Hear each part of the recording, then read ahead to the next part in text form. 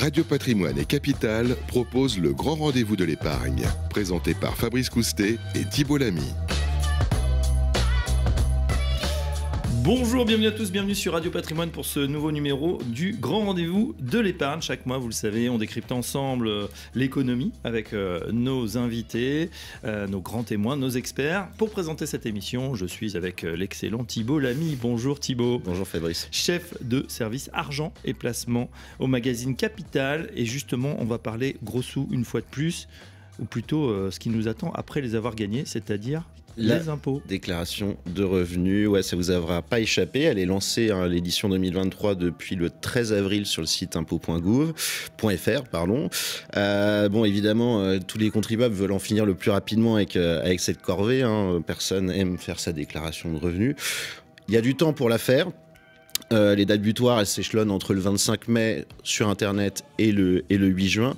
Mais vous avez intérêt à vous y prendre tôt, Fabrice. Et oui, effectivement, la déclaration en ligne facilite les choses. Bien souvent, elle est pré-remplie, mais elle ne fait pas tout. Alors, qu'est-ce qu'il faut faire? Quels sont les bons choix à prendre? Ça peut faire une grosse différence, en fin de compte, lorsque vous recevrez votre avis d'imposition définitif dans le courant de l'été. Et bien, pour vous aider à optimiser cette déclaration, un moment pas toujours évident, le grand rendez-vous de l'épargne. Donc, Capital Radio Patrimoine a décidé d'accueillir deux spécialistes. Bienvenue à Jean-Baptiste de Pascal. Bonjour Jean-Baptiste. Bonjour. Vous êtes directeur général délégué chez Interinvest. Et à vos côtés, Thomas Rhone. Bonjour Thomas. Bonjour. Associé au sein du cabinet Exco Gestion Privée by Patrimum.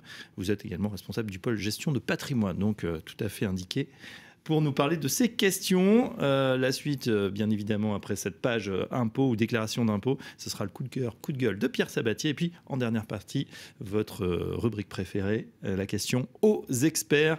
Voilà les questions adressées à la rédaction de Capital qui sont choisies, triées par Thibault. Le grand rendez-vous de l'épargne spécial déclaration d'impôt, c'est parti. Le grand rendez-vous de l'épargne, le grand témoin.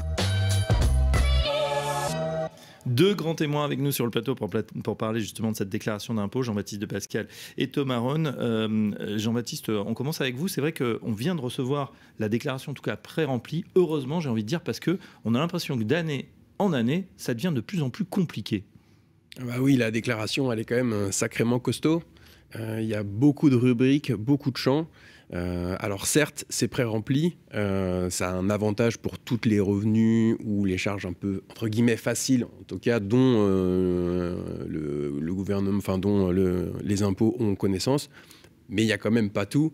Ça impose quand même d'aller vérifier beaucoup de cases parce qu'il y a toujours des dispositifs ou des typologies de revenus qui ne sont pas dedans. Et je rappelle, parce que c'est toujours important de se le dire, que c'est pré-rempli, mais c'est sous réserve d'un contrôle du contribuable parce que c'est la responsabilité du contribuable. Donc s'il y a une erreur, charge au contribuable de corriger. Oui, ne signez pas aveuglément, effectivement, il faut vérifier, même si c'est un peu fastidieux, l'ensemble des cases. Les nouveautés, Thibault? Les nouveautés, on va peut-être en parler avec Thomas Rhone. Il y a pas mal de choses, mais c'est plus des nouveautés fiscales finalement que des nouveautés sur la déclaration. On peut notamment parler de la défiscalisation des heures supplémentaires, de l'exonération, de la monétisation des jours de repos de RTT. C'est quoi les plafonds précisément pour ce genre de déduction? Alors, sur ces revenus, il y a un plafond qui est à 7 500 €. Voilà. Après, les autres nouveautés, la grosse nouveauté cette année, d'ailleurs, quand vous allez vous connecter sur le site impôts.gouv, vous allez avoir un bandeau qui va vous alerter, qui va apparaître. C'est sur effectivement la déclaration de l'occupation des biens immobiliers pour tous les propriétaires. Donc, dès lors que vous êtes propriétaire, que ce soit une résidence principale et rien d'autre, a fortiori encore plus pour ceux qui ont résidence secondaire, locatif, etc. Il y a une déclaration immobilière à faire qui n'est pas inclue dans la déclaration d'impôt sur revenu, qui n'est pas dans la deadline de la déclaration d'impôt sur revenu, qui passe évidemment sur le site impôts.gouv dans une autre partie bien immobilier. Mais c'est la grosse nouveauté que nous, on sensibilise beaucoup nos clients sur cette déclaration à faire. Sur le reste des éléments, il n'y a pas de grosses nouveautés fiscales cette année. On n'a pas changé considérablement les bases. Il n'y a pas eu une réforme comme à l'époque, il y a eu la réforme de la taxe flat, etc. Donc il n'y a pas de grosses nouveautés. C'est des mesures chaque année de remise à jour de la loi de finances avec l'indexation du barème, l'indexation de certains abattements, le rehaussement de certains plafonds de crédit d'impôt pour donner un petit coup de pouce sur certaines, je dirais pas niches, mais certaines dépenses que l'administration veut privilégier. Donc, comme par exemple tout ce qui est crédit d'impôt garde d'enfants qui a été pas mal augmenté. Revaloriser un petit peu. J'ai envie de vous poser la question générale, messieurs. Est-ce que, pour assurer ceux qui nous écoutent, est-ce que leur impôt va augmenter cette année? Alors, la revalorisation du barème fait que quelqu'un qui aurait vu son salaire augmenter dans la même limite que l'inflation, la revalorisation du barème fait que ce contribuable ne va pas augmenter sa pression fiscale.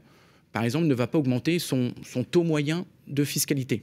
Certes, donc le taux moyen n'augmentera pas. Donc on paiera plus, mais proportionnellement à ce qu'on gagne, puisqu'on le rappelle, voilà, exactement. On est en pleine période d'inflation, vous savez, c'est le retour de l'inflation, on en a beaucoup parlé. Il y a peut-être une boucle prix-salaire qui s'est mise en place, en tout cas certains ont été augmentés, donc forcément si on est augmenté on paye plus, sauf que le barème a été revalorisé, donc si on est à 10%, on risque de rester à 10%. Voilà, sauf que peut-être... Et surtout si vous n'avez pas été augmenté quand même, votre impôt en euros baisse. C'est ça, il faut quand même le noter. Et une revalorisation à 5,4% des barèmes, c'est historique. C'est bien parce qu'effectivement, l'inflation est énorme cette année, mais c'est quand même très significatif. Alors, c'est un peu dommage parce que ce n'est pas tout à fait au niveau de l'inflation, mais ça veut dire, à revenu équivalent entre 2022 et 2021, on a un montant d'impôt qui diminue.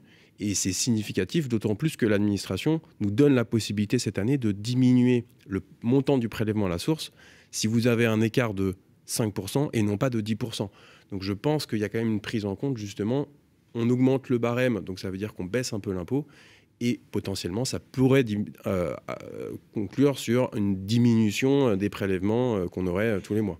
Donc à revenu équivalent, oui, ça baisse. Après, effectivement, si les revenus ont augmenté, potentiellement, les impôts ont augmenté aussi. En pratique, Thibault, en pratique, oui, nos invités l'ont dit, il n'y a pas vraiment de nouveauté sur la déclaration, à part la déclaration des biens immobiliers, mais ce qui est vrai que c'est un peu à côté de la déclaration de revenus, on n'a pas de nouveauté pratique à signaler. Peut-être simplement revenir sur quelque chose qui est censé être assez pratique pour les contribuables, c'est la fameuse déclaration automatique. Alors le fisc a donné les chiffres, il y a eu 10,8 millions de déclarations automatiques l'année dernière, donc 10,8 millions de contribuables qui ont été concernés. Mais dans quel cas exactement un contribuable est concerné? Peut-être Thomas? Alors déjà, quand vous m'avez annoncé le chiffre de 10 millions, c'est assez énorme. Parce que je crois qu'il y a 40 millions ou 35-40 millions de foyers fiscaux en France. Ça veut dire qu'il y a pas loin de 25% de contribuables qui ont pu faire une déclaration automatique. C'est quand même assez important. Enfin, moi, je trouve que c'est un chiffre assez important. C'est pas la vérité qu'on trouve dans nos cabinets, puisque nous, on a un billet dans nos cabinets. C'est que les gens qui nous confient leurs déclarations sont par nature des gens qui ont une certaine complexité. Et je trouve que le chiffre vaut le coup d'être souligné, parce que c'est quand même assez important.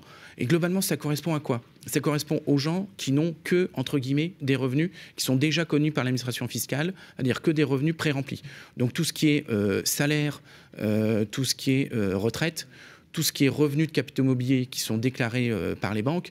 Mais dès lors que vous êtes dans des situations dans lesquelles vous avez des revenus ou des charges, ou des crédits d'impôt surtout, qui ne sont pas connus par l'administration fiscale, effectivement, vous ne pouvez pas faire de la déclaration automatique.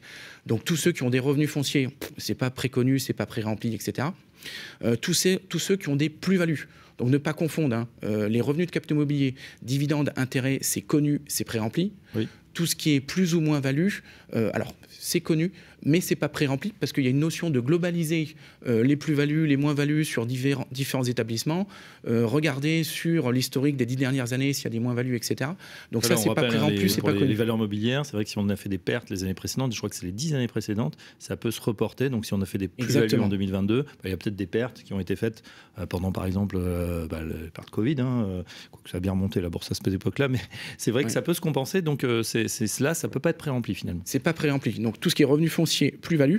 Puis après, il y a la kyrielle de toutes les dépenses que vous faites qui donne droit à des réductions et crédits d'impôt. Alors certaines parfois sont pré-remplies. Par exemple, quelqu'un qui passe sur le site de l'URSSAF pour payer une femme de ménage ou Page Emploi pour payer une nounou, etc. C'est pré-rempli.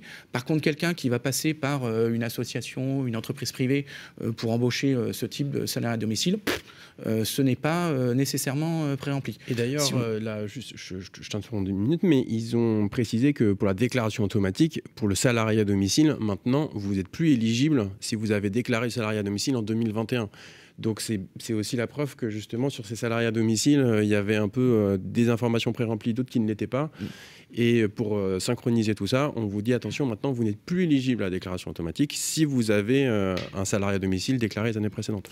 Moi je vais vous dire, ça plaide quand même pas mal pour votre paroisse, messieurs, conseil en gestion de patrimoine, parce que quand on voit la masse d'informations, et on le disait, c'est vrai, c'est pas très bien présenté. Aujourd'hui on parle beaucoup d'UX, d'expérience utilisateur. Le site des impôts c'est un contre-exemple. C'est vraiment fouillis, il y a plein de cases, mais ça ressemble sûrement à la complexité aussi de l'ensemble des dispositifs. Et on a vraiment envie, enfin la tentation c'est vrai que c'est de cliquer sur valider, d'arriver sur le chiffre, de dire bah voilà finalement on va payer ça et voilà. Alors que vous dites Thomas et Jean-Baptiste, effectivement là ça vaut le coup en fait de se pencher sur ces petites lignes ou ces petites cases qui peuvent mine de rien réduire quand même considérablement son impôt. Ah oui, parce que la déclaration automatique, si les chiffres étaient aussi élevés, Thibault, c'est aussi parce qu'on a tous cette phobie administrative où on n'a pas envie de la faire, cette déclaration. Et donc, on repousse, hein, on rappelle les dates, 8 juin, dernier délai pour Internet. 8 juin, oui. Tout le monde la repousse et se dit, bon, finalement, ce qu'ils ont dû mettre, ça doit plutôt être bon, donc allons, on va valider ça. Et je pense que vous avez aussi dans vos clients, le nombre de clients qui ont validé des déclarations automatiques en se disant, bon, si l'administration le met, c'est que ça doit être bon. Et en fait, il manque des champs, il faut faire déclaration rectificative. Il y a des pièges, parce que par exemple, le plan épargne retraite, vous avez une case qui est pré-remplie, mais c'est une case qui n'est pas déclarative. C'est juste pour vous dire, il va falloir le répartir entre plusieurs catégories. Donc, où est-ce qu'on va devoir le mettre? Si vous passez vite dessus, bon... vous voyez un chiffre pré-rempli, ça semble bien, et clac, vous validez. C'est un bon exemple parce que ceux qui nous écoutent, on le sait, hein, les épargnants français ont vraiment adopté ce dispositif pour plein d'avantages, on le sait, notamment plus sortie de la rente, etc. Qu'est-ce qu'on fait? C'est vrai qu'il y a ce chiffre qui apparaît, il n'est pas validé en tant que tel, il faut le recomposer. Ouais, c'est un chiffre indicatif, c'est-à-dire que vous avez une case qui n'est pas une chef déclarative, qui vous dit juste voilà le montant qui, en gros, qui a été transmis par l'établissement financier ou qui a reçu votre plan épargne retraite. Et charge à vous de le mettre, parce que ce n'est pas la même case si vous êtes salarié ou si vous êtes profession libérale. Donc charge à vous de le reporter dans la bonne case. Éventuellement aussi de cocher la case avec votre conjoint si vous avez un calcul de plafond que vous avez mutualisé. Donc là, c'est à chacun de prendre sa responsabilité, de savoir où redéposer ce chiffre. Et ça, justement, la déclaration automatique ne va pas le faire.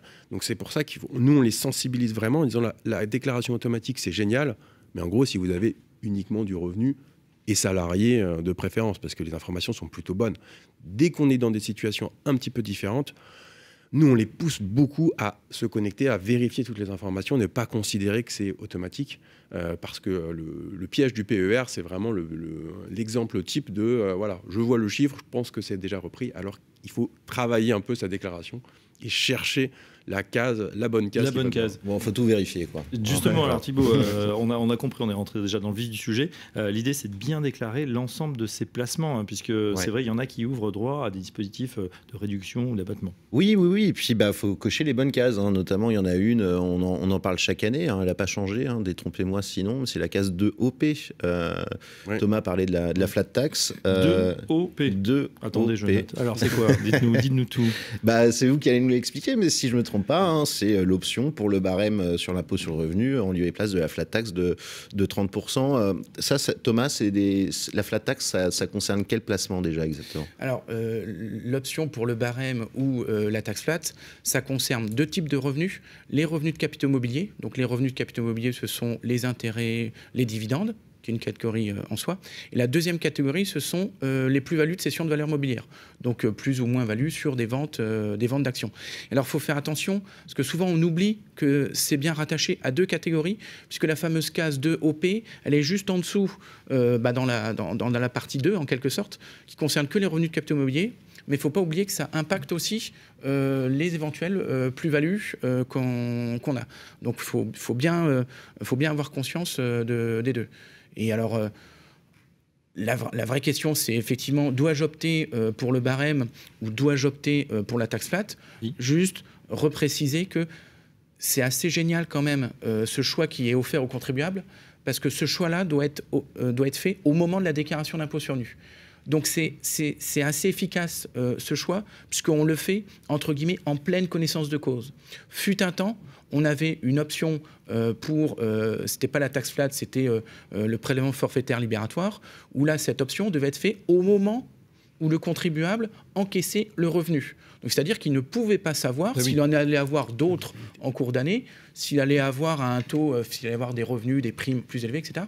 Donc déjà, il faut quand même souligner que ce dispositif est quelque chose d'assez positif pour le contribuable. Thomas, pour vous préciser, on sait que la flat tax, vous dites taxe flat à la française, c'est 30%. Oui. Est-ce que ça veut dire que si on voit son chiffre en dessous de ces 30%, il faut automatiquement se mettre au réel, entre guillemets? Non, parce que malheureusement, ce dispositif est quand même plutôt favorable, mais il reste quand même très complexe. Pourquoi? Parce que entre le choix de la taxe forfaitaire à 30%, qui porte sur le montant brut des revenus, le barème, lui, à l'inverse, porte sur un montant des revenus abattu d'un certain nombre d'abattements. Et évidemment, selon la nature du revenu, selon la catégorie du revenu, ce n'est pas le même abattement. Par exemple, sur des intérêts de livret, il n'y a pas d'abattement. Sur des revenus de dividendes, il y a un abattement de 40. Sur des plus-values d'actions, en fonction de la durée de détention de l'action ou du titre, parce que, et de la date d'acquisition, durée de détention, la nature du titre, on peut avoir des abattements qui vont de 0, 50, 65, 85 pour des gens qui ont des dispositifs d'abattement renforcés, essentiellement des créateurs, des dirigeants d'entreprise. Donc c'est un calcul, moi je ne peux pas vous dire à partir de telle tranche, à partir de quel niveau, clac, faut basculer sur l'option. Mais c'est pas automatique, c'est pas parce qu'on est à 15% qu'on se dit tiens, il faut déclarer. Donc si on n'est pas Medaille Fields, on fait des simulations directement dans son petit formulaire, Jean-Baptiste. Surtout que le choix, il se porte pas sur l'une ou l'autre des catégories entre dividendes et plus-value. Si vous faites un choix, ça emporte tous vos revenus. Donc c'est ou tout au barème ou tout à la flat tax. Donc le choix, il est effectivement cornélien et il n'y a pas d'autre solution. C'est des simulations. Il faut faire des simulations. Alors où est-ce qu'on les fait? Question très pratique là aussi. Est-ce qu'on les fait directement sur le site et puis on voit quel montant final qui sort et on essaye de refaire une autre déclaration sans valider évidemment, ou est-ce qu'il y a des sites spécialisés vers qui on peut se tourner? Alors ça, c'est vrai qu'on critique souvent le site des impôts, mais il y a un côté positif, c'est qu'on peut l'utiliser, c'est vrai, comme un super simulateur. On peut tout mettre et vous avez raison, ne pas valider à la fin. Ne pas faire la signature électronique. Exactement, et vous avez le chiffre. Alors ça, c'est dans la majorité des cas. Vous avez malheureusement quand même certains cas où ça, vous ne le calcule pas. Ça vous dit à la fin, en gros, votre situation est trop compliquée, donc vous verrez bien à l'avis d'imposition. Et c'est souvent le cas justement quand vous mettez des plus-values mobilières, que vous choisissez le barème, ça peut bloquer et vous pouvez ne pas avoir toutes les situations.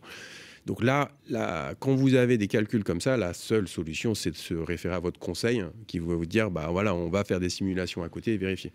Mais le site des impôts va vous faire 80% des simulations. On a déjà une bonne idée et on peut adapter et peut-être se dire tiens, là j'ai essayé flat tax, maintenant je vais essayer mon taux réel. De toute façon, remplir sa déclaration en one shot sans faire un petit aller-retour à un moment, c'est quand même impossible. Le nombre de cases, il y a toujours une petite case où on a un doute et on regarde à la fin ce que ça va faire. Il y a quelque chose qui est demandé cette année. Alors l'administration fiscale insiste depuis quelques années, effectivement, c'est les comptes à l'étranger. Et là, ça peut être des comptes même PayPal, ou des sites de paiement, ou peut-être ceux qui ont des crypto-monnaies. Souvent, ce sont des acteurs qui ne sont pas français. Il faut tout déclarer là aussi, monsieur?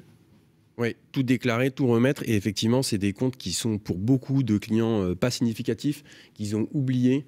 parce que c'est un compte qu'ils ont ouvert en ligne et ils savent même pas que l'établissement en fait il est domicilié en Allemagne, etc. Donc pour eux c'est pas un compte à l'étranger. Quand on parle compte à l'étranger, on imagine le compte en Suisse avec les lingots. Ou le compte offshore, Bahamas, dans des paradis fiscaux. Là ça peut être très simplement, Thibaut, on sait qu'il y a eu un énorme engouement pour effectivement la bourse, notamment la bourse en ligne, et il y a des gros acteurs qui sont arrivés. Et c'est vrai que comme vous le dites, qui sont allemands, qui peuvent être irlandais, etc.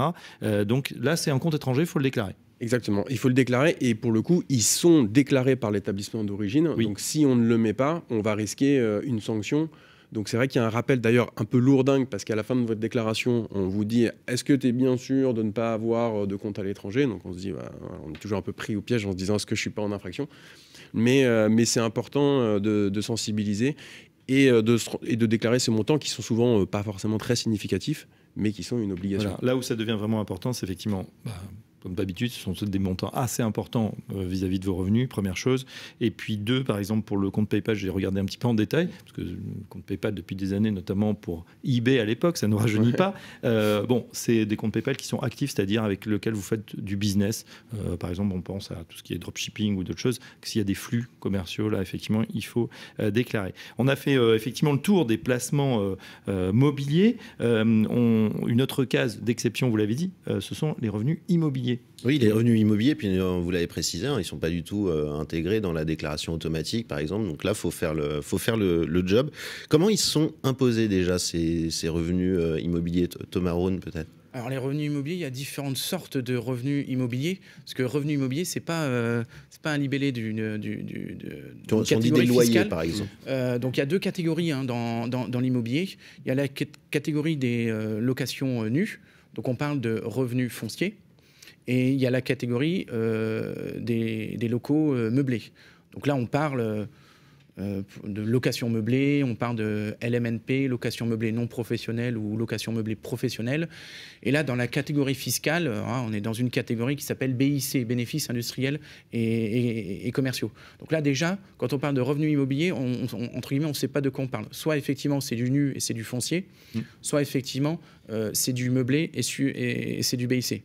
Et à l'intérieur de ces deux catégories, pour chacune, il y a deux façons de déclarer. Il y a déclaré au réel, et il y a déclaré au micro. Alors, sachant que tout le monde ne peut pas déclarer au micro, puisque on ne peut avoir accès au micro que si on a des recettes en dessous d'un certain seuil. Donc là aussi, histoire de barème. Voilà. Et là, on a bien un choix, effectivement, entre opter pour le réel ou opter pour le micro. Là où on n'a pas le choix, c'est sur le fait de dire est-ce que je vais déclarer en meublé ou est-ce que je vais déclarer en foncier? Ça, ce n'est pas un choix. C'est une situation de fait. Vous avez une location, un appartement qui est loué meublé. Donc ça se vérifie simplement avec le bail. Là, il n'y a pas de choix à faire. Vous êtes dans la catégorie des locations meublées. À l'inverse, vous louez nu, notamment par exemple si vous louez des commerces, des entrepôts, c'est de fait de la location nue, mais des appartements aussi que vous louez nus, là il y a un bail. Là, effectivement, vous n'avez pas le choix. Vous êtes de fait dans la catégorie des revenus fonciers. Et c'est vrai que des fois, on peut se tromper, parce qu'on voit pas mal d'articles qui, effectivement, montrent que le régime fiscal, la location meublée, est bien plus favorable que la location nue. C'est peut-être un autre sujet, une autre interview à faire à ce sujet-là. Et du coup, la plupart des redevables peuvent se dire j'ai vu que le meublé, c'était plus intéressant. Mon appartement, je vais le passer en meublé. Le passer en meublé, ça ne veut pas dire changer de case dans la déclaration. Le passer en meublé, ça veut dire attendre que votre locataire y parte. Et quand vous reprenez un nouveau locataire, vous achetez des meubles, vous le meublez. Et puis au nouveau locataire, vous lui faites signer un bail de location meublée. Et là, effectivement, l'année suivante, quand vous ferez votre déclaration d'impôt, vous direz OK, là, j'ai changé d'activité. Je ne suis plus en nu. Je suis en meublé, et là, effectivement, en mode déclaration fiscale, j'applique la loi. Alors, on ne peut pas changer, en tout cas, directement sur... Exactement. Mais quand on a réglé la problématique du statut du bien, est-ce que sur le site des impôts, par exemple, quand on est sur la plateforme impôts.gouv, on a de l'aide, Jean-Baptiste, pour choisir son régime? le régime le plus adapté. Ou encore, sinon on fait encore des simulations comme on a fait avec la... Ouais, il faut faire des simulations. Vous avez d'aide, parce que vous avez quand même les notices. Bon, après, les notices, ce sont une aide un peu pour les avertis quand même, parce qu'elles sont assez fournies et copieuses. Mais vous avez quand même la capacité justement de regarder, et il faut vérifier ce qu'on doit mettre. Il y a un point important, parce que c'est une erreur un peu de cette année. Il y a une nouveauté fiscale. On entend pas mal parler des passoires thermiques. Et donc, on nous a mis une possibilité cette année, lorsque vous louez justement en nu, on peut avoir un déficit foncier, c'est-à-dire que si vous avez plus de charges que de revenus pour la partie foncière, et là, ce déficit foncier, pour la rénovation énergétique de votre bien, vous avez la possibilité d'avoir un déficit foncier qui passe à 21 800, quasiment doublé. Là, c'était la nouveauté un peu de la loi de finances, donc tout le monde se dit « Ah bah super, pour mes travaux, je vais pouvoir le déduire cette année ». En fait, ça ne concerne pas la déclaration de cette année, ça concerne les revenus de cette année, donc plutôt qui seront l'année prochaine. Et là, on le voit, beaucoup de contribuables qui ne comprennent pas en disant « mais moi, j'ai fait mes travaux. J'ai payé. » Exactement. Et mon déficit, il n'est pas aussi élevé que ce que je pensais. Et là, il y a eu donc c'est différé d'un an. D'ailleurs, un petit rappel à ce moment-là, Fabrice, vous parliez de crypto tout à l'heure, mais la possibilité d'opter pour le barème, c'est la même chose, je crois. Hein. C'est sur les revenus de cette année, donc ce sera la déclaration 2024. Oui, exactement. Exactement. Pour ce type de projet de revenus, pareil, c'est une nouveauté de la loi de finances de cette année, mais applicable pour les revenus de 2023, donc sur la déclaration de 2024. Alors, on a parlé des valeurs mobilières, les placements, on a parlé des revenus immobiliers, effectivement, les appartements, et puis il y a d'autres actifs, hein, vous avez raison, il y a les parkings, il peut y avoir de la logistique, enfin des entrepôts, des bureaux. Il y a aussi une catégorie un peu hybride, c'est les SCPI. Là aussi, les Français sont rués sur les sociétés civiles de placement immobilier, on en a beaucoup parlé. Comment on déclare ce type de revenus ? La SCPI, c'est un véhicule collectif qui encaisse énormément de revenus, vu la masse de ses investissements. Donc, à l'intérieur d'une SCPI, le contribuable, l'associé de SCPI va recevoir un récap fiscal de la société de gestion. Et effectivement, dans ce récap fiscal, on voit qu'il y a toute une nature différente de revenus qui sont encaissés par la SCPI. La SCPI étant transparente, c'est donc bien l'associé qui est porteur des parts de splitter en quelque sorte dans sa déclaration de revenus l'ensemble des revenus qui ont été encaissés par la SCPI. Donc évidemment, la source principale quand même, ce sont les revenus fonciers de la SCPI, où là, il faut les porter sur sa déclaration de la déclaration 2044 de revenus fonciers. Et là, pour le coup, c'est relativement simplifié, puisqu'il y a 4 chiffres à mettre sur les loyers, les charges, les intérêts et le total. Donc c'est relativement simple comparé à un particulier qui a un appartement direct qui doit faire une tonne. C'est communiqué par les entreprises. Et c'est communiqué par les sociétés de gestion. Par contre, la difficulté, en quelque sorte, c'est que dans cette SCPI, il y a aussi des revenus de placement, il y a aussi des revenus de l'étranger. Donc c'est vrai que quand vous avez une SCPI, vous allez devoir au moins établir vos déclarations sur 4 formulaires. Le formulaire de déclaration 2044 de revenus fonciers, le formulaire 2042 avec les revenus de capital mobilier, parce qu'il y a toujours un petit peu d'intérêt de placement qui ont été encaissés, les deux, quelque chose, etc. Les revenus provenant de l'étranger, parce que souvent une SCPI, elle a toujours un petit... Elles investissent de plus en plus en Europe. Un petit local à l'étranger, en Allemagne, Pays-Bas, etc. Donc là, il faut aller chercher dans la déclaration de revenus étrangers le type de catégorie de revenus, le pays et le déclarer comme tel. Et puis, régulièrement, il y a quand même des plus-values qui sont faites par ces SCPI. Donc, il faut aller sur le formulaire de plus-value pour déclarer les plus-values immobilières, etc. Donc, c'est vrai que là, la SCPI, alors souvent en plus, c'est des petits montants, hein, parce que quand on est propriétaire de parts de SCPI, les revenus importants sont morcelés entre l'ensemble des associés. Mais dans l'absolu, effectivement, quand on est une SCPI, il faut avoir ces 4 catégories et ces 4 formulaires, effectivement, en tête, quoi. Si on a un bouquet de SCPI... la SCPI, il faut être honnête, c'est hyper compliqué à déclarer.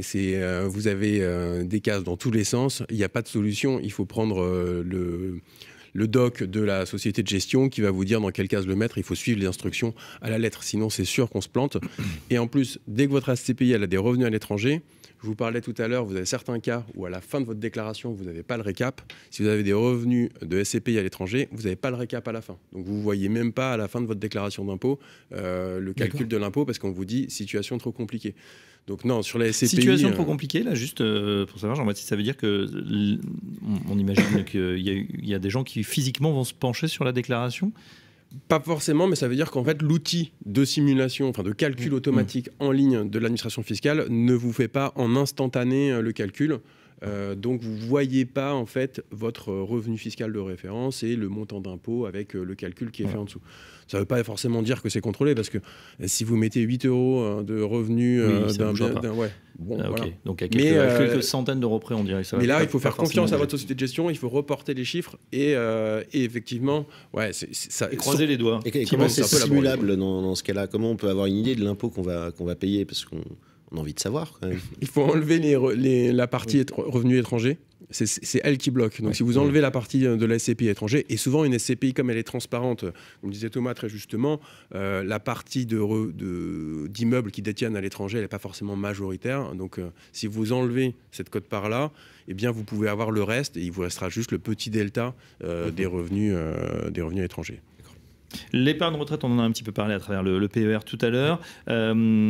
Juste, la question était, on sait qu'il y a un avantage fiscal sur le plan d'épargne retraite. Alors c'est un produit nouveau, néanmoins, si on en sort de ce PER, c'est à ce moment-là qu'on est fiscalisé. Alors, qu'on peut être fiscalisé, parce que quand vous rentrez dedans, vous choisissez est-ce que je prends des versements déductibles ou non déductibles. Donc, si je choisis la déductibilité à l'entrée, effectivement, à la sortie, je vais avoir une fiscalité qui va potentiellement me tomber dessus. Et là, il faut regarder. Alors, c'est uniquement si je prends tout, parce que maintenant, vous savez, sur les PER, vous avez la possibilité de sortir en rente, mais vous pouvez aussi prendre une partie de votre capital. Et c'est aussi l'intérêt, c'est que du coup, le contribuable, il va regarder une année par rapport à une autre. Est-ce que, quel est mon niveau de revenu et est-ce que j'ai intérêt à sortir? Est-ce que c'est la bonne année pour sortir? C'est la bonne année parce que ça peut me faire changer de tranche ou augmenter mon taux d'imposition. L'idée à ce moment-là, c'est à chaque année faire des rachats fractionnés sur son PER et faire en sorte de rester en dessous de sa tranche. Bien sûr, sauf si vous avez besoin de tous les montants, mais le mieux, c'est quand même bien de piloter sa tranche en fonction de où on en est et donc de limiter les retraits pour gérer sa tranche. Éventuellement, s'il y a un besoin exceptionnel, il y a des mécanismes type le quotient qui va vous permettre un peu pas d'étaler, mais de diminuer l'effet de passage de tranche pour avoir moins cet surimpôt à payer. Mais effectivement, l'idéal, c'est bien de le différer dans le temps et de piloter en fait sa sortie de son PER au fur et à mesure des années et de sa tranche d'imposition. Parler du système du quotient, il est, Thomas, beaucoup moins intéressant que ce qu'on avait par le passé avec l'étalement, hein, c'est bien ça? Oui, alors ça, c'est sur un autre sujet qui n'est pas le PER, c'est un sujet qui est sur l'indemnité d'épargne à la retraite que quelqu'un touche au moment où il part à la retraite. Avant, on avait deux dispositifs, le dispositif du quotient et le dispositif de l'étalement, en termes de limiter la progressivité. C'est ça l'objectif de cette mesure, de limiter la progressivité du barème pour quelqu'un qui a un revenu exceptionnel, que ce soit l'étalement ou que ce soit le quotient, c'était efficace de la même façon.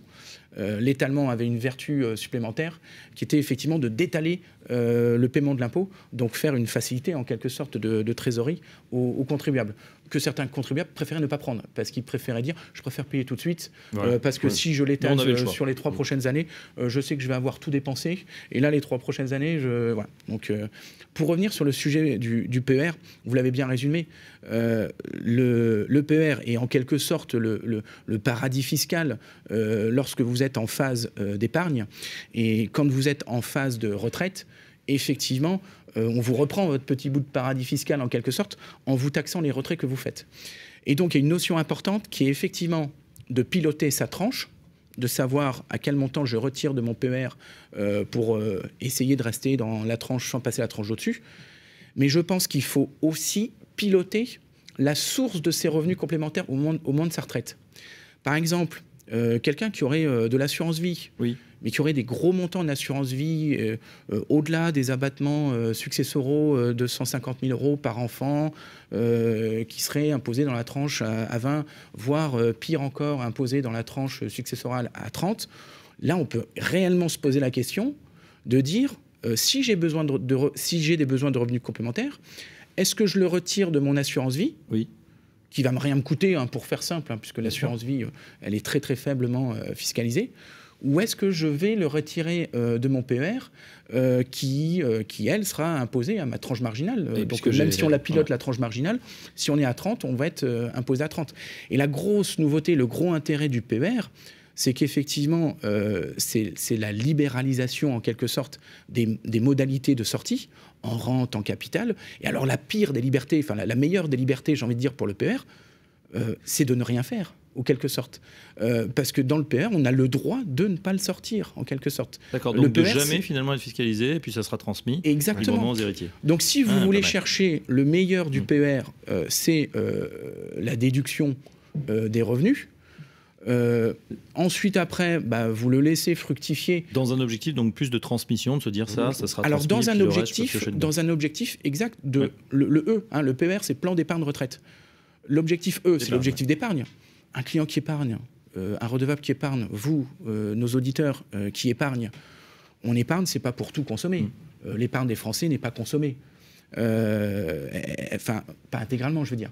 Donc l'épargne, quand on tire au bout du bout, effectivement, on arrive à la succession. Donc l'épargne, elle tombe dans la succession. Donc aussi le PER... Et ça ne sera pas fiscalisé à la succession? Alors ce sera fiscalisé comme n'importe quel actif. Voilà.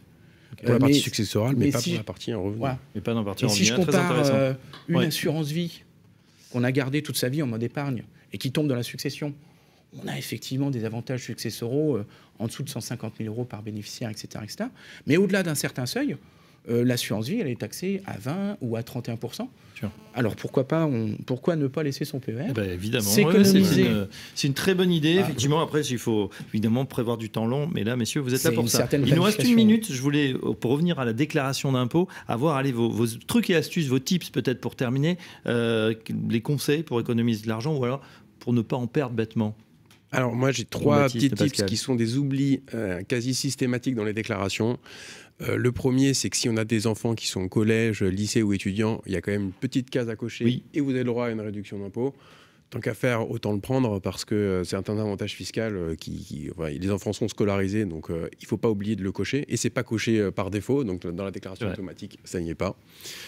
Deuxième petit tips, c'est pour de vérifier quand les enfants commencent à être un peu plus grands, est-ce que je les rattache ou pas au foyer familial? Parce que vous avez la demi-part ou la part qu'ils représentent en fonction de leur place dans la famille, avec éventuellement en face, si je les détache du foyer, la pension que je leur verse. Donc il y a un calcul à faire, mais ça peut valoir le coup.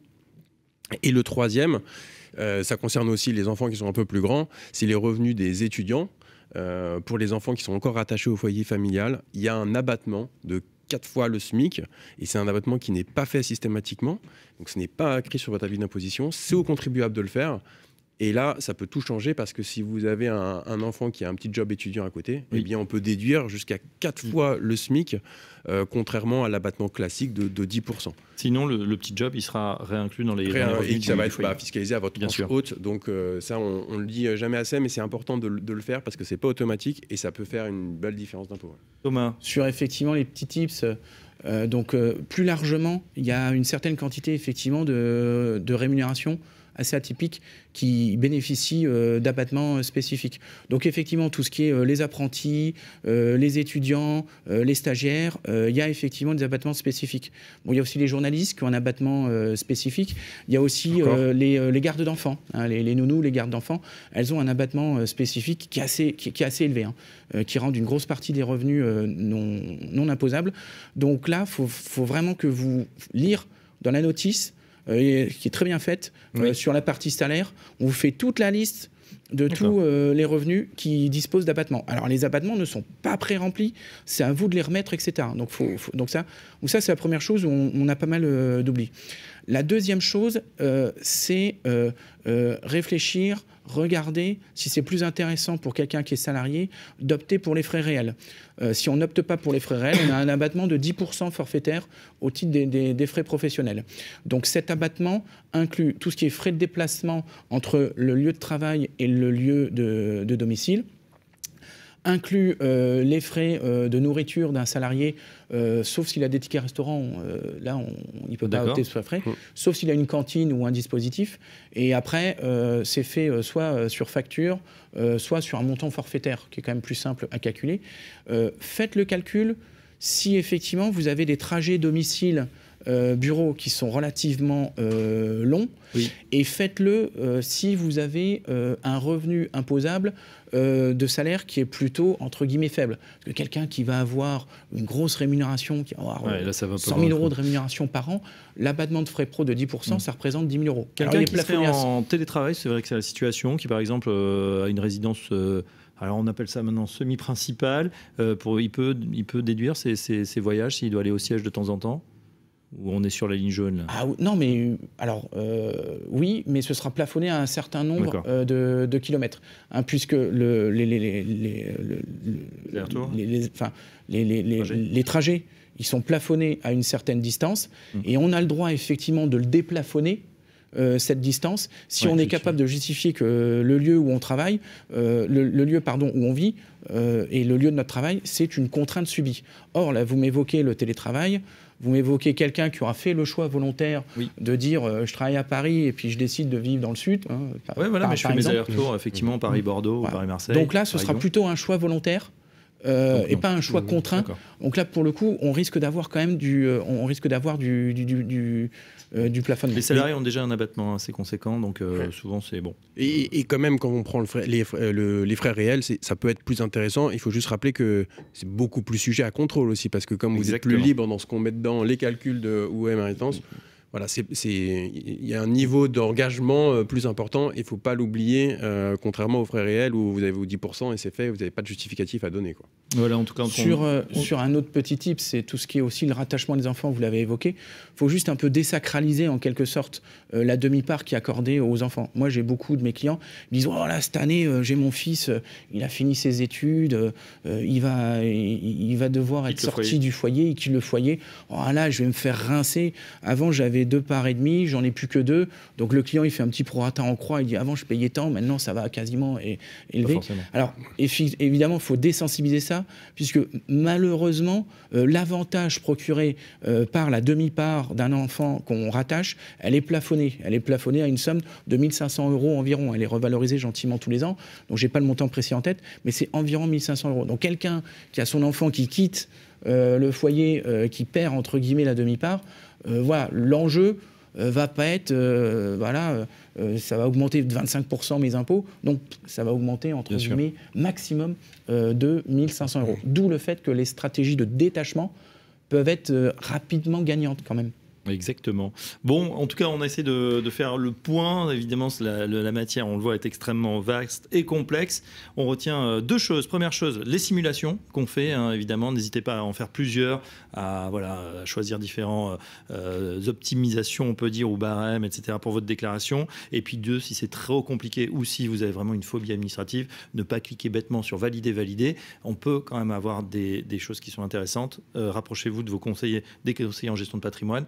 Je pense que sur certaines économies, même qui se font en plus dans des années, ça peut valoir le coup d'aller voir un conseiller en gestion de patrimoine qui va vous faire effectivement une simulation professionnelle. Merci à nos 2 spécialistes du jour, Jean-Baptiste de Pascal, directeur général délégué chez Interinvest. Merci Jean-Baptiste. Thomas Ron, associé au sein du cabinet Exco Gestion Privée by Patrimum. Merci messieurs. Thibaut, on continue dans un instant. Le coup de cœur, coup de gueule de Pierre Sabatier et juste après, les experts qui répondent aux questions des lecteurs. Radio Patrimoine et Capital, le grand rendez-vous de l'épargne. Cette semaine, le coup de cœur, il est moins pour les marchés financiers que pour l'économie réelle. Enfin, on va dire que l'ensemble des observateurs se rangent à l'idée que les pressions inflationnistes sont, même si elles n'ont évidemment pas totalement disparu, quand même essentiellement derrière nous. Les derniers chiffres, que ce soit aux États-Unis et même en Europe, nous indiquent clairement que de l'autre côté de l'Atlantique, le pic a été atteint déjà l'année dernière. Et donc, véritablement, on a des chiffres qui rentrent dans le rang. Même si certains nous diront que l'inflation dans les services reste encore relativement élevée, trop élevée, attention, il faut avoir en tête que le temps de transmission dans l'économie réelle n'est pas identique pour tous les secteurs d'activité. Évidemment, la locomotive en termes d'inflation, c'est toujours le secteur industriel, celui qui est directement frappé par le rapport entre l'offre et la demande, notamment de matières premières.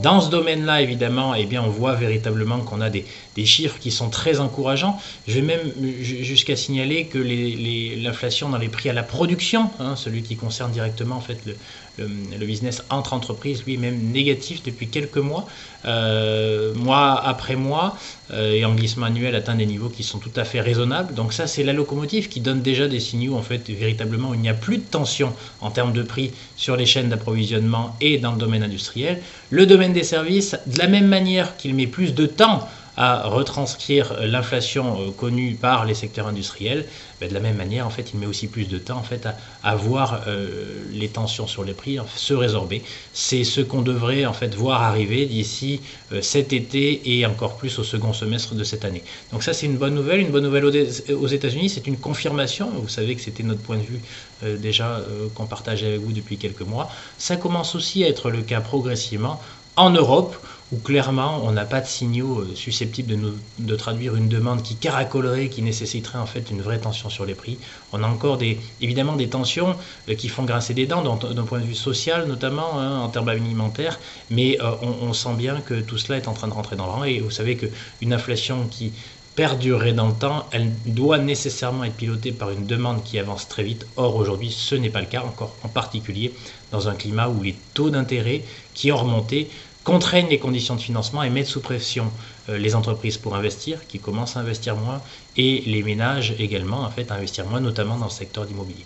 Donc ça, c'est plutôt une bonne nouvelle, c'est un coup de cœur, parce que évidemment, plus nous aurons la confirmation que les tensions sur les prix se résorbent, moins nous aurons finalement à subir les volontés ou les velléités des différentes grandes banques centrales à serrer les boulons pour retirer du carburant de l'économie et faire que justement l'activité ralentisse au point que les prix reviennent dans le rang. C'est pour le coup de cœur, on va avoir un peu d'espace sur ce plan. Sur le coup de gueule, ce mois-ci, c'est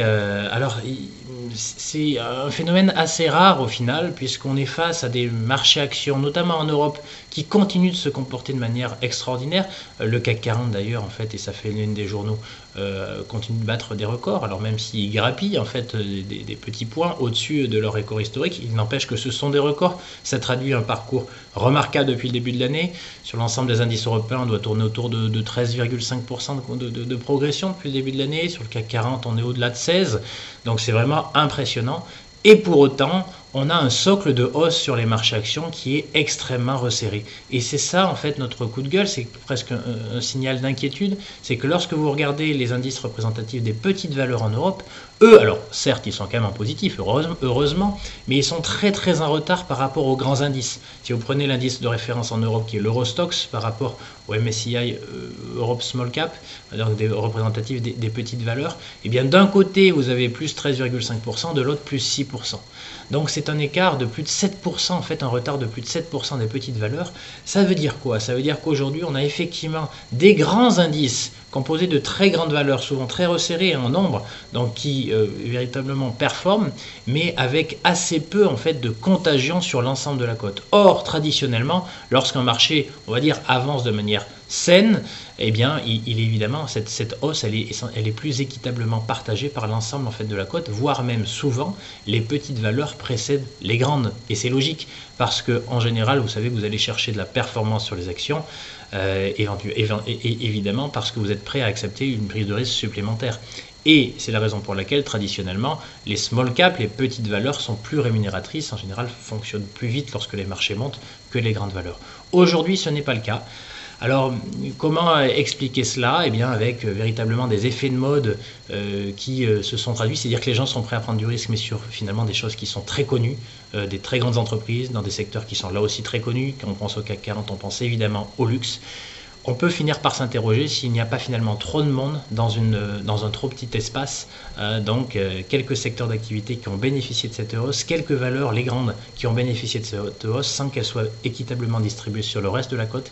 Attention, parce qu'aux premiers signaux qui devraient être négatifs, on pourrait avoir des marchés financiers qui finalement révèlent une certaine forme de faiblesse et de fragilité associée au fait que les piliers de la hausse sont trop resserrés.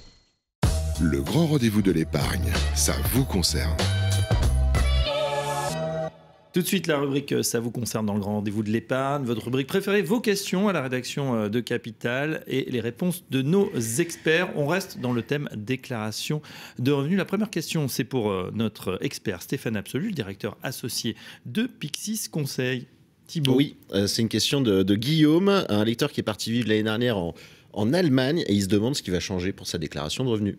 Bonjour à tous. Alors, pour répondre à la question de Guillaume, effectivement, au cours d'une même année civile, Guillaume peut avoir 2 résidences fiscales distinctes. Son déménagement implique, en fait, un changement de résidence fiscale. Alors, il est important de noter que dans le cadre d'un déménagement, même si l'administration fiscale n'oblige pas le contribuable à déclarer cette nouvelle situation, il est quand même fortement recommandé, et je conseille à Guillaume d'aller sur son portail impôts.gouv et donc d'indiquer sa nouvelle adresse et donc sa nouvelle résidence fiscale à l'administration.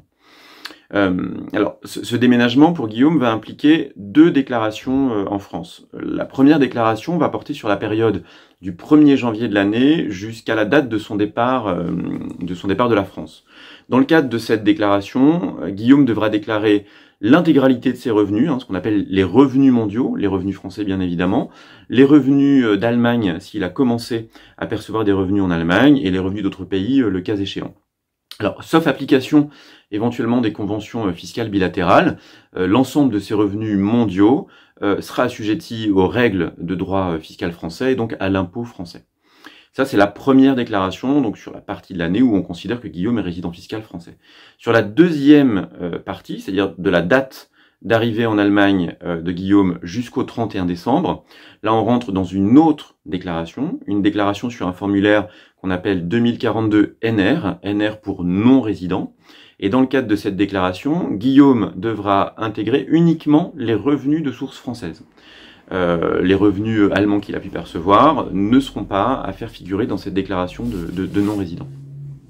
Et puis l'année suivante, Guillaume devra, s'il continue à percevoir des revenus de source française, Guillaume devra chaque année, en tout cas pendant toute la durée où il va percevoir des revenus de source française, Guillaume devra faire cette déclaration 2042 NR en tant que non-résident. Il va dépendre d'un nouveau centre des impôts, qui est le centre des impôts des non-résidents, et il déclarera donc uniquement ses revenus de source française. Alors, petite précision aussi, le cas échéant, si Guillaume était assujetti à l'IFI, faut savoir que là on va avoir 2 situations, son année de départ, puisque la date qui est à retenir pour la détermination des règles applicables pour l'IFI, c'est la situation du contribuable au 1er janvier. Donc là, la première année, le 1er janvier, Guillaume est un résident fiscal français. Il va dépendre des règles de droit fiscal français par rapport à l'IFI et sera assujetti à cet impôt, le cas échéant, sur l'année entière. Et puis, l'année suivant son déménagement en Allemagne, au 1er janvier, il est devenu non-résident. Donc là, la règle change. Faut savoir qu'en ce qui concerne l'IFI, seuls les biens détenus en France, donc par un non-résident, sont à déclarer dans le cadre de l'IFI. Donc si les biens français de Guillaume sont supérieurs à 1,3 million, même s'il est résident fiscal en Allemagne, il devra déposer sa déclaration IFI en même temps que sa déclaration de non-résident. Et puis dernier point, là par rapport à l'exit tax, ce qu'on appelle l'exit tax, donc qui vise un certain nombre de plus-values de cession de valeurs mobilières. Il faut savoir que partant dans un pays de l'Union européenne, Guillaume va pouvoir bénéficier d'un sursis d'imposition automatique. Il n'a pas de déclaration d'exit tax à déposer, il n'a pas de garantie à donner, et donc quelque part ces plus-values, si elles étaient visées par le mécanisme de l'exit tax, bénéficient donc de ce sursis d'imposition automatique. Alors, pour conclure, dans le cadre d'un déménagement et d'un départ, il est aussi très important, là, d'un point de vue patrimonial, de pouvoir faire le point par rapport à l'ensemble de ses placements, à l'ensemble de ses revenus, pour voir ce que sont les incidences de cette nouvelle résidence fiscale et donc de la qualification d'une résidence fiscale en Allemagne. Merci Stéphane Absolu, à distance, directeur associé chez Pixis Conseil. Tout de suite, une nouvelle question. Le grand rendez-vous de l'épargne, ça vous concerne. Nouvelle question et un nouvel expert sur le plateau. Bonjour Nathalie Cousigoussias. Bonjour. Notaire Bonjour à Paris. Thibault a une question pour vous. Oui, une question d'Anna qui est en train de divorcer d'avec Franck, son mari. Ils ont 2 enfants, âgés de 7 et 9 ans. Le juge aux affaires familiales a rendu une ordonnance sur mesure provisoire et il a été décidé que les enfants seraient en résidence alternée et surtout que Franck verserait une pension alimentaire pour les enfants de 400 € et de 200 € pour sa femme, Anne. Le couple est propriétaire d'un appartement acquis en Pinel et Anne, elle veut savoir comment elle déclare ses revenus en 2022 et si elle doit faire une déclaration séparée. C'est vraiment une très bonne question que celle d'Anna, qui est en instance de divorce. Donc, ce qu'il faut savoir, c'est que dès lors qu'on est marié, on forme vis-à-vis de l'administration fiscale un foyer fiscal unique. C'est-à-dire qu'on doit déclarer ses impôts au sein du foyer, ainsi que les revenus des personnes qui sont à la charge effective du foyer, par exemple ceux des enfants mineurs qui sont à la charge effective. Donc le couple marié forme un foyer fiscal.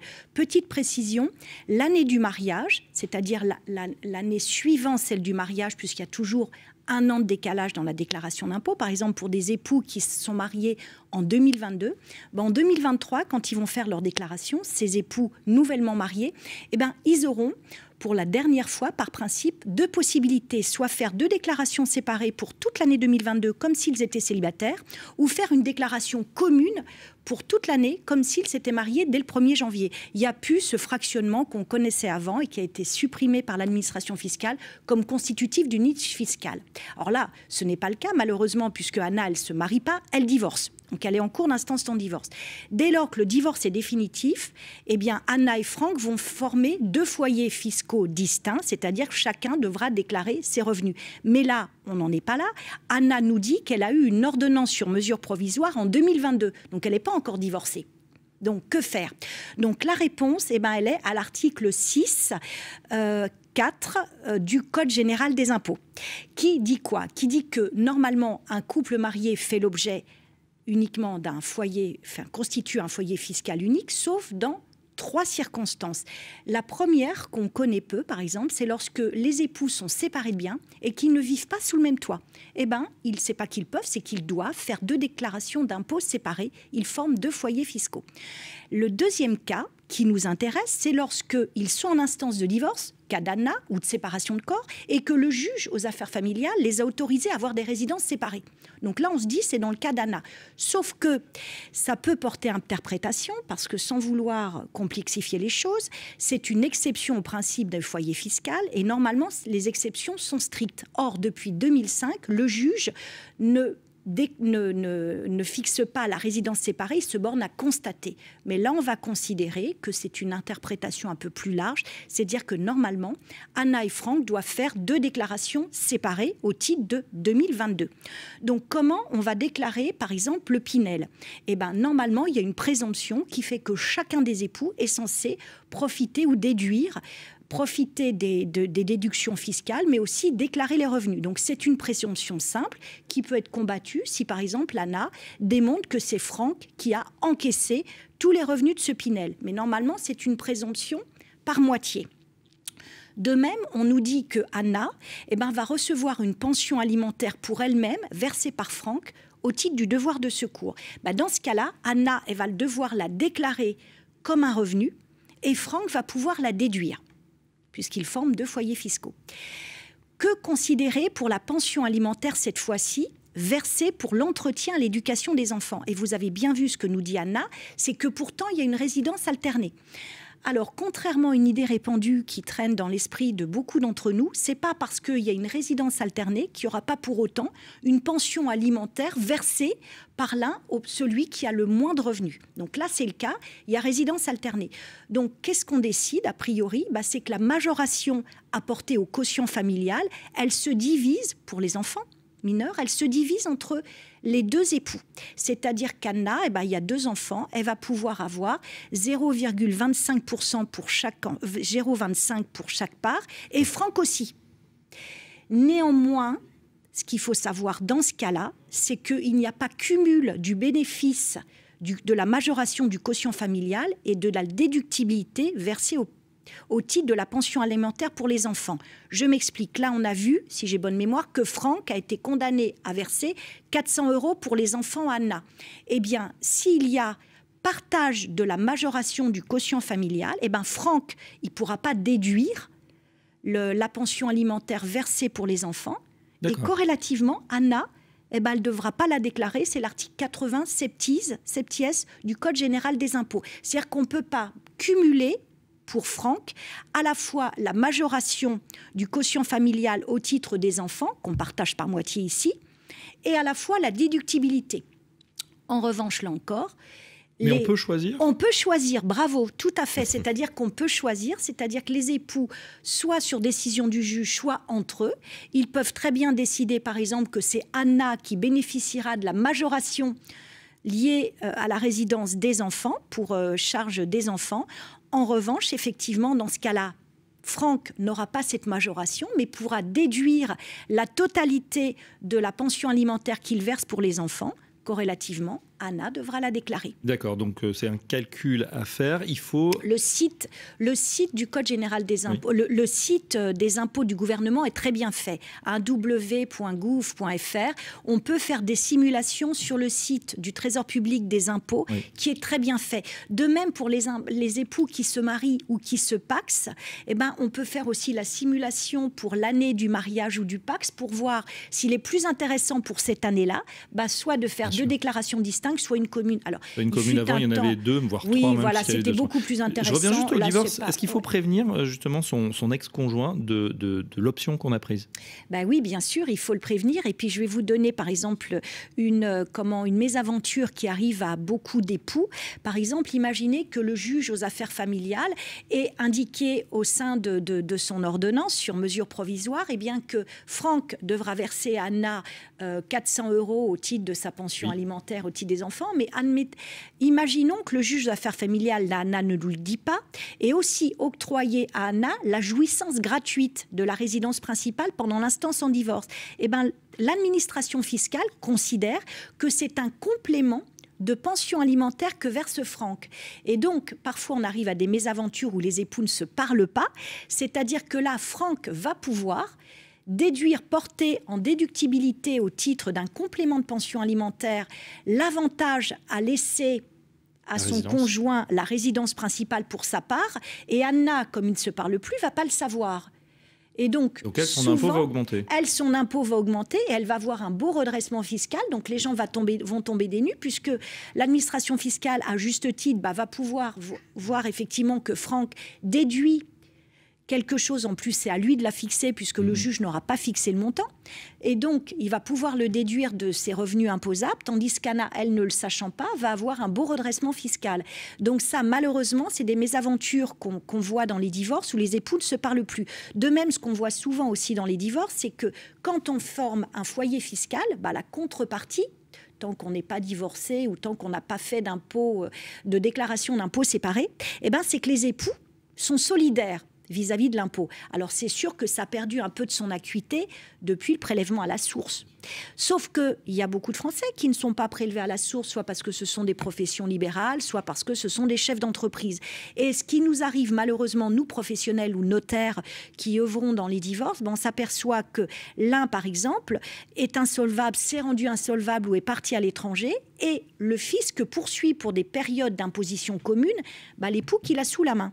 Et cet époux-là est solidaire. Donc bien sûr, il y a des possibilités de demande de décharge de responsabilité solidaire, mais c'est pas évident, il y a des conditions, et ça crée beaucoup de tort aussi à l'époux qui est resté sur le territoire français ou qui est solvable ou qui est visible par le fisc en cours d'instance en divorce. Parce qu'on est solidaire pour toutes les périodes d'imposition commune. Bref, si vous pouvez essayer de ne pas divorcer, ça coûte très cher. Ou de parler, d'avoir un dialogue, d'aller voir son notaire, son avocat et de trouver une solution. Merci, maître Nathalie Cousigou-Suas, notaire à Paris. On arrive, Thibaut, au terme de cette émission spéciale déclaration d'impôt. On a essayé d'éclairer votre lanterne avec l'ensemble de nos experts aujourd'hui. Un grand merci à vous, Thibaut Lamy, qui avait préparé cette émission. Merci à nos experts de la technique, Jason Pinheiro et Nicolas Sandanassami. On se retrouve dès le mois prochain pour un nouveau numéro du Grand Rendez-vous de l'épargne. Le Grand Rendez-vous de l'épargne à retrouver sur les sites de Radio Patrimoine et Capital.